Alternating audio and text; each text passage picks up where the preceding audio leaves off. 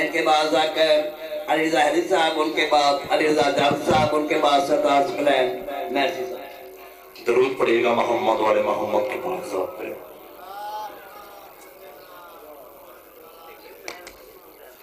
اعوذ باللہ من الشیطان الرجیم، بسم اللہ الرحمن الرحیم. ان کے بعد الحمدللہ رب العالمین والصلاة والسلام علی اشرف الانبیاء والمرسلین خاتم لما سبق والفاتح لمن غلط المحنن الحق بالحق بالقاسم محمد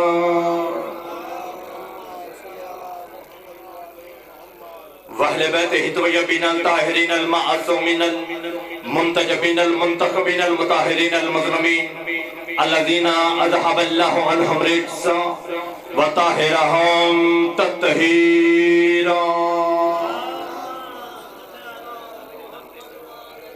ولعنة الله لديهم وغاصب حقوقهم ومنكر فضائلهم ومصائبهم ومقصر ولایتهم مجمعين.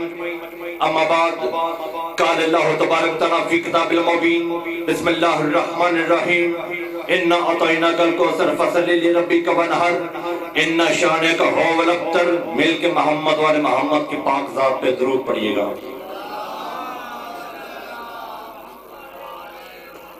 سامعین گرامی قدر دامن وقت میں انتہائی غربت ہے. بہت ہی جلدی میں ایک دو لفظ آپ کے حوالے طالب دعا زندگی باقی تو ملاقات باقی. کوشش میں کروں گا کہ میں جب تک پڑھوں جتنا بھی پڑھوں یہ نہ دیکھا کروں کہ کون پڑھ رہا ہے، یہ دیکھا کروں کہ کیا پڑھ رہا ہے.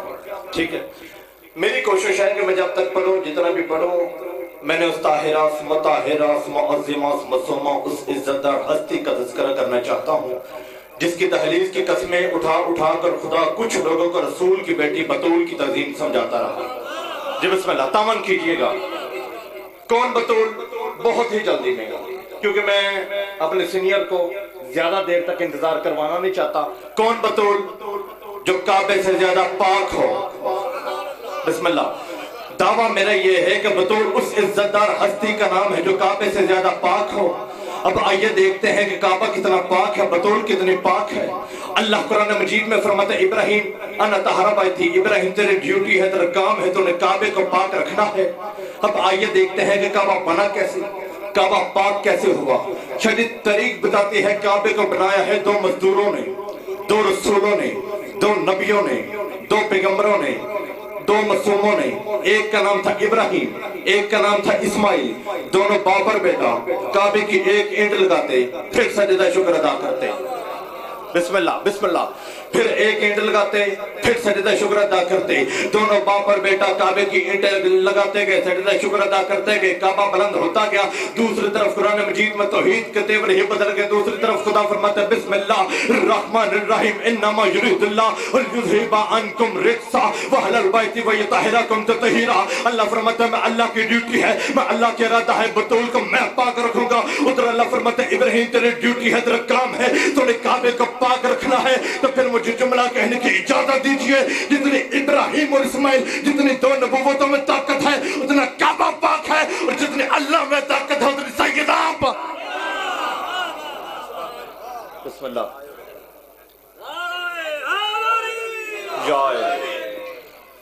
پوچھا جو رتبہ کسی فقیر سے سیدہ کا، وہ مسکرا کر بولا خدا نہیں ہوں میں. سامعین گرامی قدر یاد رکھیے گا پاک سیدہ کا ایک لقب ہے حجاب اللہ. بڑے بڑے بندے پاک سیدہ کا اس لقب پہ منکر ہیں. دعویٰ میرا ہے کہ پاک سیدہ کا لقب ہے حجاب اللہ، اللہ کا پردہ. اللہ کا قرآن مجید میں ایک دعویٰ ہے. آئیے اللہ کے قرآن سے پوچھتے ہیں کہ یہ پاک سیدہ کا لقب ہے یا نہیں. اللہ کا قرآن مجید میں ایک دعویٰ ہے کہ جب کچھ نہ تھا تب میں تھا، جب کچھ نہ رہے گا یا حیو میں زندہ بھی رہوں گا، یا قیوم اور قائم بھی رہوں گا.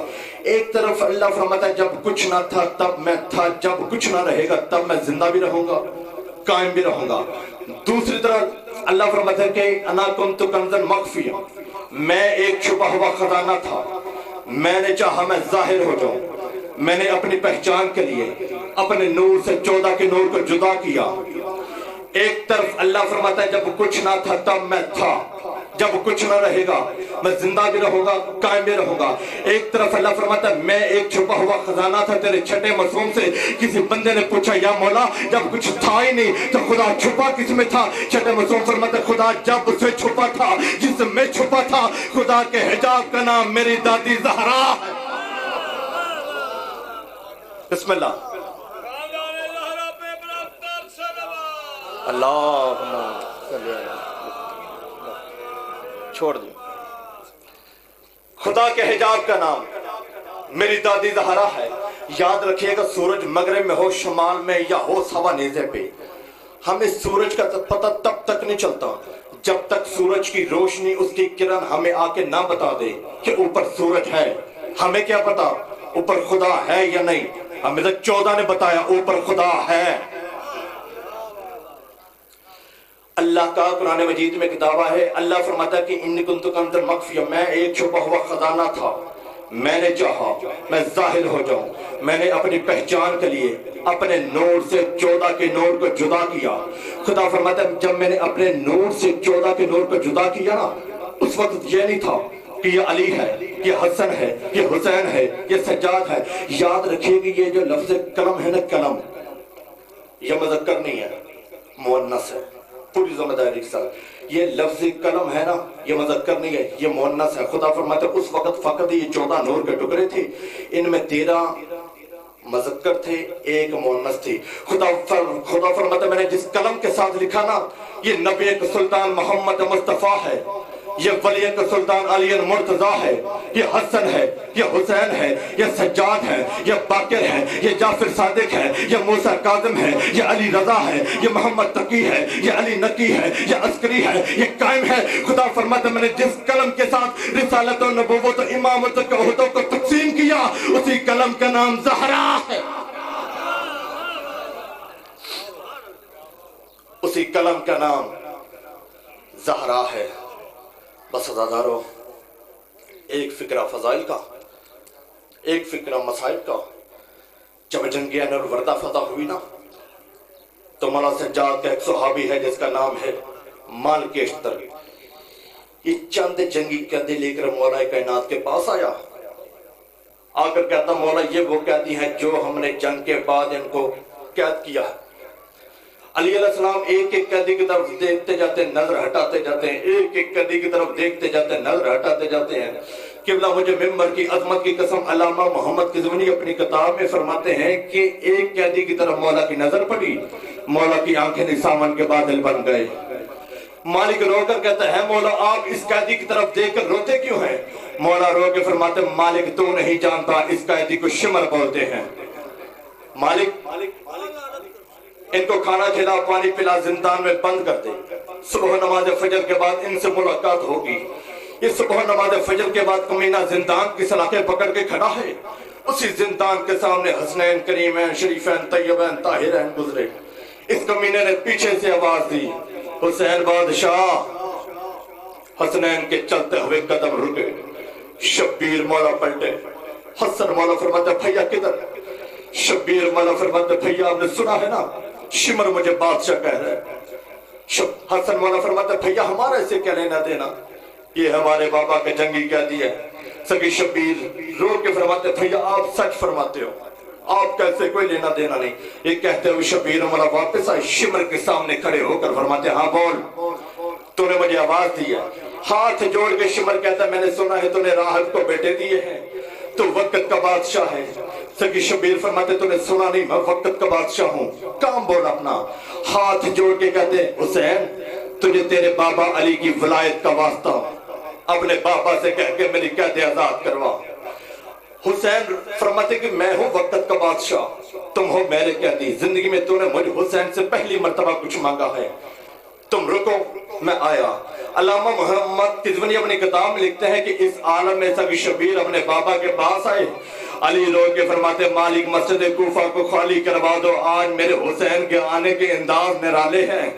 عزادارو سگی شبیر آئے، ہاتھ جوڑے، بابا بابا بابا میں حسین نے آج تک آپ سے کچھ نہیں مانگا، بابا اگر آج میں کچھ مانگو ملے گا؟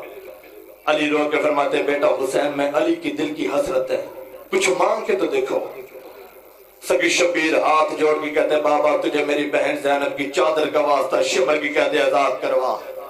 علی رو کے فرماتے بیٹا حسین تو نے زندگی میں مجھ علی سے مانگا بھی تو کیا مانگا؟ جاؤ شمر نہیں سارے قیدی آزاد، اور جا کے زندان کے دروازے پہ کھڑا ہو جا، شمر کو اپنا یہ احسان یاد کروانا۔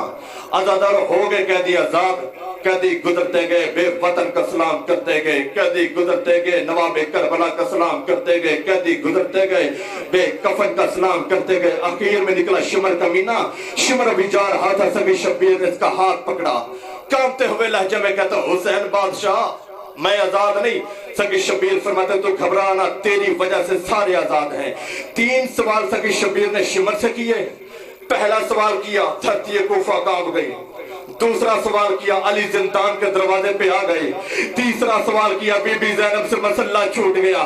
پہلا سوال کی شمر اگر تیرے پاس کوئی سواری نہیں سواری دو، کہتا نہیں حسین بادشاہ۔ دوسرا سوال کی شمر اگر تیرے پاس کوئی زیادہ راہ نہیں کوئی درہم دینار دو، کہتا نہیں حسین بادشاہ۔ تیسرا سوال کے شمر اگر تو پیاسا ہے بھوکا ہے پانی پلاؤ روٹی کھلاؤ، کہتا نہیں حسین بادشاہ۔ سگی شبیر فرماتے تو رک میں تو تحیر کی مالکن کی حویلی سے ہو کر آتا ہوں۔ عزادارو سگی شبیر گئے واپس آئے، ہاتھ میں وہ رومال تھا، وہ رومال شمر کے حوالے کیا۔ شمر کہتا حسین بادشاہ اس رومال میں کیا ہے؟ حسین فرماتے خود کھول کر دیکھ لے۔ عزادارو جب کمینے نے کھول کے دیکھا تو دیکھتا کیا ہے تو چھوٹے چھوٹے در ہے جو رومال کے اندر محفوظ ہے۔ شمر کہتا حسین بادشاہ ان درہوں کا میں کیا کروں گا؟ حسین فرماتا لے جا گھر میں، اور مجھے پتہ ہے تیری گھر میں 4 سال کی چھوٹی بچی ہے، یہ میں حسین کی جانب سے درہوں کو تحفہ اپنی بیٹی کو دینا۔ اور شمر اتنا یاد رکھنا دشمنیاں بیٹوں سے ہوتی ہیں اور بیٹیوں سے نہیں ہوتی، کل کو میری بھی 4 سال کی چھوٹی بیٹی ہے۔ عزادارو جب شام غریبہ کی رات کو شمر آیا نا در چھیننے کے لیے، سیدہ سکینہ چھوٹے چھوٹے ہاتھ جوڑ کے کہتی ہے ظالم حیا کر، کیا کل میرے بابا حسین نے تجھے در دے نہ دیے تھے؟